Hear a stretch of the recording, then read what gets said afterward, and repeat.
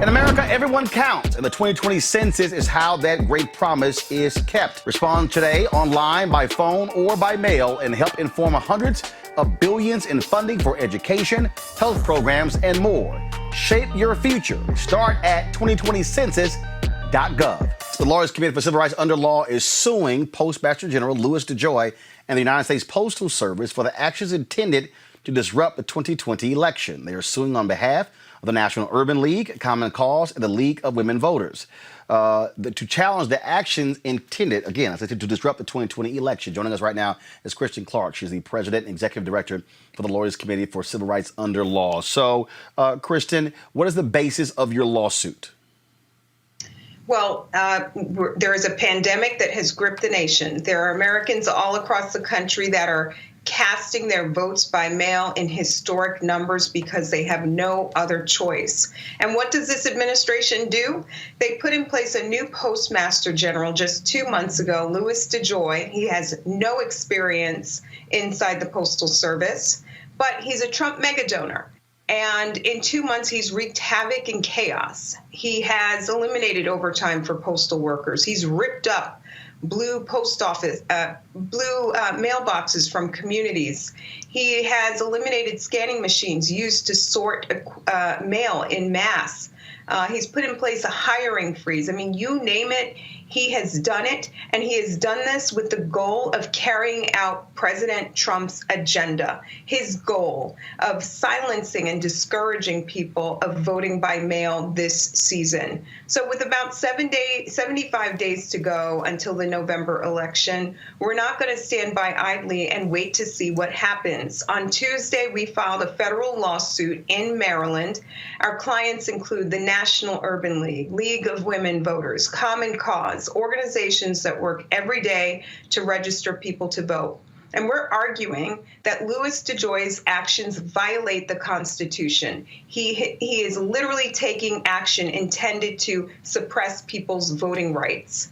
And he's also undertaken all of these policies without going to the U.S. Postal Commission and getting clearance for the changes as required under administrative law. So we're going to fight tooth and nail. This is one of the most consequential elections of our lifetime. And we know that this administration is bent on undertaking any action possible to disenfranchise voters. And so you're suing them.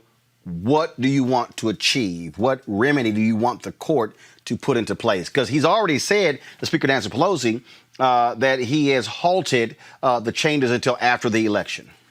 Yeah, that falls flat with us. It rings hollow.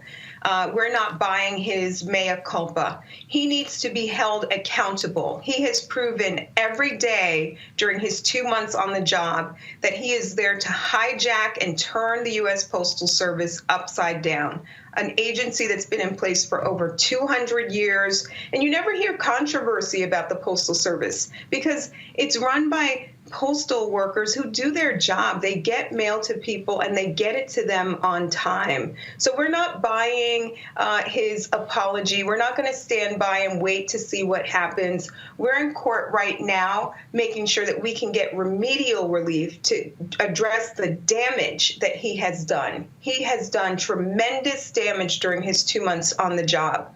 We run a program called Election Protection. It's anchored by the 866 Our Vote hotline. And Roland, over the last few weeks, we have heard from thousands of voters who've said, you know what?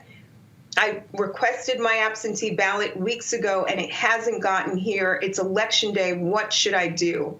And we're getting ready for the general election where we know that there are going to be historic numbers of people who are turning out. So we're not going to stand by. We need to get the U.S. Postal Service back on track, back to the status quo, and it's going to take work for him to correct the damage that he has done. All right, then. Kristen Clarke, Lawyers Committee for Civil Rights Under Law. We appreciate it. Thanks a lot. Thanks for having me. Greg Carr, these lawsuits are important. This is also why I often, when Kristen is on, I tell people why we have to support the Lawyers Committee for Civil Rights Under Law. You have other legal civil rights organizations. You have NAACP, LDF. You got Barbara Arnwine's organization. These are the folks who are using the court system the same way Thurgood Marshall did and so many others. That matters. So action in the streets, action in the suites in politics and corporate America, but you got to have the lawyers too. It all works together, Roland. We know that, and I read the brief that they submitted. I think in the prayer for relief, I think it was item 7, they asked for everything that they've done so far to be reversed. Talk about Rashida Tlaib. I saw Congresswoman Tlaib standing in front of the post office in one of the post offices in Detroit the other day, saying it's not enough for them to say they're going to stop everything. You've got to reverse it now. All these mailboxes that you've taken up, all these mail sorters that you've taken up and begun to destroy. And so you're absolutely right. This has to be a full spectrum approach. It's interesting thinking about Linda Sarsour and then seeing our sister Kristen Clarke. You know, it might look like those are two different kind of sets of politics, but it's all part of the same thrust and strategy. And the last thing I'll say is interesting. Julius Hobson, who actually was vice president nominee for the People's Party in 1974, went to Tuskegee. He was the first black person from HBCU to be nominated for vice president. Benjamin Spock. Remember Spock ran for president, Dr. Spock. But, you know, Hobson is known in Washington, D.C. for being one of the main figures who said it's not enough just to vote. You got to get in the streets and back those people in electoral politics with street action. And then you got to have lawyers in place for when they try to arrest you. So all of this works together. They are going to steal this election unless everybody plays their position. The lawyers like Kristen, the folks in the street, electoral it all works together. Because believe me, that's what their team is doing. They're all working together. Reese, it is going to be a battle. And I keep telling people, and you heard Michelle Obama modify her when they go high, when they go low, we go high. Let's just be honest. She modified that thing a couple nights ago because of how Trump and his folks have operated in the last 3 years.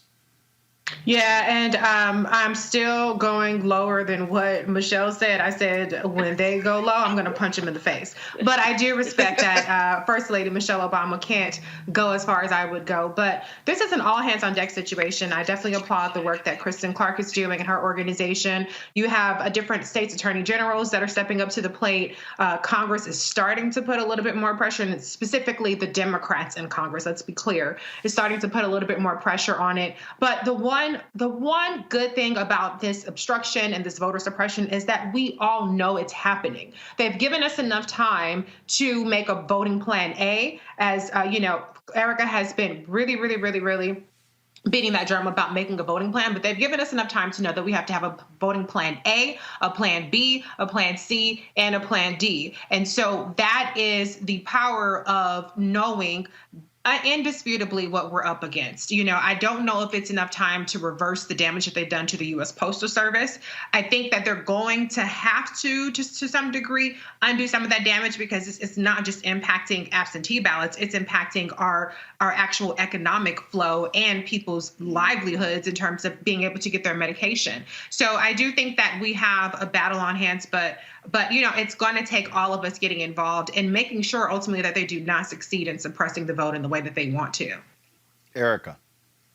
Yeah, this is a buffet for everybody, this operation of voter suppression. And while Kristen, you were talking with Kristen, I was on Twitter and actually had retweeted something that she had tweeted out moments before she came on to talk with you, Roland. And that was specifically around now postal and service and postal employees are getting a memo saying, listen, if you don't talk to the press, and then be very suspicious of folks who are customers that are asking a series of questions. So it is that same type of paranoia. It is that projection, that whole really regime presence that has really trickled down, and they're funneling it down into all of these different levels of service. And so I think that people are really seeing, particularly folks that are in rural community, our Native brothers and sisters that are on reservations, but particularly people that have not been subject to voter suppression before, that this is an equal opportunity for all, and people are seeing how it's interrupting their days. We saw, photographs of, a mailroom in which there was still mail that had not yet been delivered since August the 7th.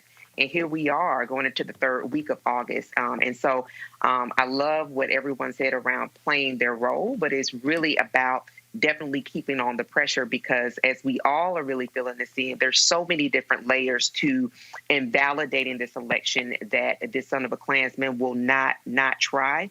But it is really the will of the people that are really going to make sure that people not only vote, but that they bring folks with them, but then that they also are able to fight back this voter suppression by showing up early and showing up with other people too. All right, folks, back to our Roland Martin Unfiltered video in just one moment. As our community comes together to support the fight against racial injustice, I want to take a second to talk about one thing we can do to ensure our voices are heard.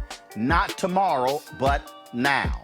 Have your voices heard in terms of what kind of future we want by taking the 2020 census today at 2020census.gov? Now, folks, let me help you out.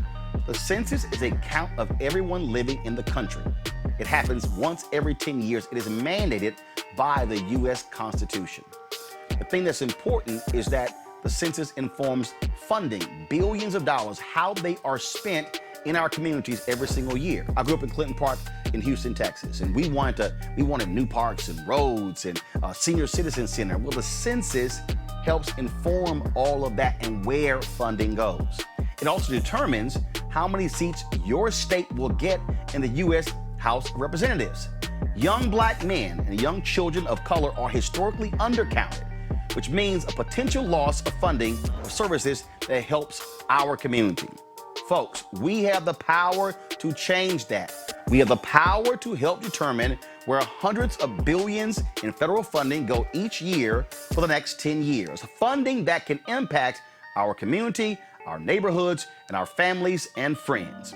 Folks, responses are 100% confidential and can't be shared with your landlord, law enforcement, or any government agency. So please, take the 2020 census today. Shape your future. Start at 2020census.gov.